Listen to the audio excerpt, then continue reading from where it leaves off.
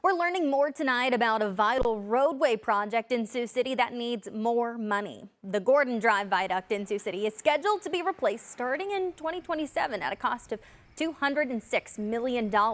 It's marked as underfunded according to the most recent update to the Iowa Transportation Improvement Program, with the note that it's eligible for funding from other resources. It's the second most expensive project in the Iowa Department of Transportation's upcoming highway construction program over the next 5 years. There are some other big projects in Northwest Iowa included in this plan. This includes in 2028 near Blencoe, the southbound lanes of I-29 between Iowa 175 and the Blencoe exit will be replaced to a tune of $25 million. In Spencer, a roundabout is going on the north side of town at the US 1871 intersection for an estimated $5.7 million.